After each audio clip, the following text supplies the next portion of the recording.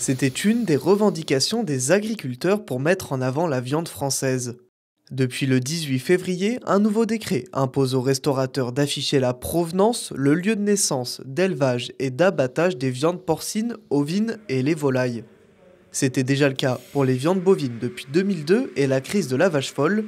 L'intérêt est de renforcer la confiance des consommateurs, mais aussi de valoriser le travail des agriculteurs. Cette décision est une victoire pour les éleveurs. Ah oui, oui, pour moi, c'est une très très bonne chose et c'est indispensable que le consommateur sache exactement d'où vient la viande et surtout qu'elle soit produite en France. Dans ces périodes difficiles avec au niveau des élevages avec des complications comme on peut avoir, enfin, nos éleveurs ont vraiment besoin qu'on mette en avant leur travail et, euh, et aussi qu'on puisse aller plus loin avec toute la traçabilité toute tout le savoir-faire que nos éleveurs ont. C'est de mettre en avant le travail de nos éleveurs, la traçabilité irréprochable de nos produits et surtout enfin,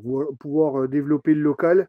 Ce nouveau décret a été publié quelques jours avant le début du Salon de l'agriculture, un symbole pour les éleveurs. C'est un petit geste avant le salon de l'agriculture. C'est des petits effets d'annonce qu'on a un petit peu tous les ans.